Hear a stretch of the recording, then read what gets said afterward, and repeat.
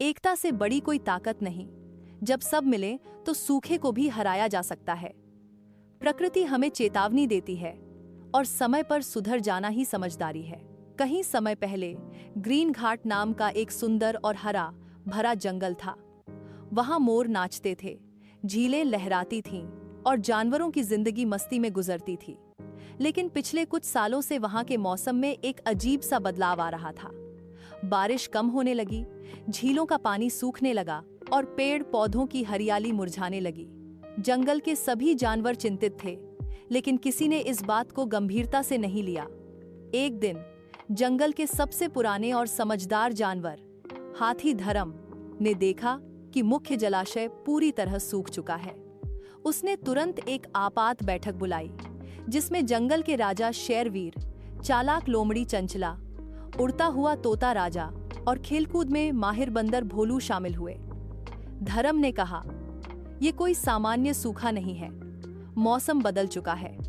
अगर हमने अभी कुछ नहीं किया तो अगली पीढ़ियां इस जंगल को खो देंगी। लेकिन शेरवीर ने यह कहकर बात टाल दी, ये तो हर साल होता है, ये प्रकृति का चक्र है, चिंता मत करो।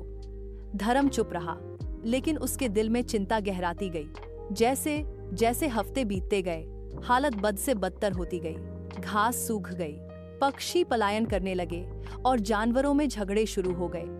बंदर भोलू और खरगोश चिंकी के बीच पानी के एक आखिरी गड्ढे को लेकर लड़ाई हो गई।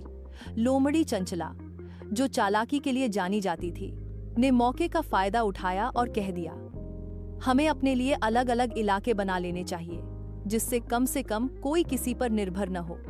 जंगल में पहली बार हम की जगह मैं आ गया। धर्म दुखी हुआ। वह जानता था कि ये शुरुआत है जंगल के पतन की। एक रात बूढ़ा हाथी धर्म अकेले जंगल के पुराने हिस्से में गया, जिसे लोग सूखा पठार कहते थे। वहां कभी एक नदी बहा करती थी, नीलधारा। किंवदंती थी कि अगर सच्चे दिल से कोई जंगल के भले के लिए प्रयास करे तो नीलधारा फिर बह सकती है। धर्म ने वहां खुदाई शुरू कर दी। दिन में सूरज की तपन और रात में जंगली जानवरों का डर, लेकिन वह रुका नहीं। तीसरे दिन जब उसकी सूंड थक चुकी थी तो अचानक एक नन्हा खरगोश चिंकी वहां आ पहुंचा। चिंकी बोला, माफ करना, मैंने तुमसे झगड़ा किया, लेकिन मैं मदद करना चाहता हूं। फिर बंदर भोलू आया, फिर तोता, फिर मोर, और एक एक करके पूरा जंगल वहां आ गया। सबने मिलकर खुदाई शुरू कर दी। एक हफ्ते तक बिना रुके खुदाई हुई। जानवरों ने बांस के पाइप, पत्तों से ढकने के सिस्टम और मिट्टी के बांध तैयार किए। पूरा जंगल एक फैक्ट्री की तरह काम कर रहा था। अचानक 7वें दिन जमीन से एक हल्की जलधारा फूटी, फिर दूसरी, फिर तीसरी, और तभी दूर से काले बादल गड़गड़ाए। पहली बार महीनों बाद बारिश की बूंदें गिरीं। नीलधारा फिर बहने लगी। पूरा जंगल भीग गया, मगर इस बार वो भीगाव सिर्फ बारिश का नहीं था, वो विश्वास और एकता का था। बारिश के बाद जंगल फिर से हरा भरा हो गया। पेड़ झूमने लगे, जानवरों की आंखों में चमक लौट आई। लेकिन अब सवाल था, आगे से ऐसा न हो, इसके लिए क्या किया जाए? धर्म ने फिर सभा बुलाई। इस बार शेरवीर ने भी सिर झुकाकर कहा, धर्म, आज से तुम हमारे मार्गदर्शक हो।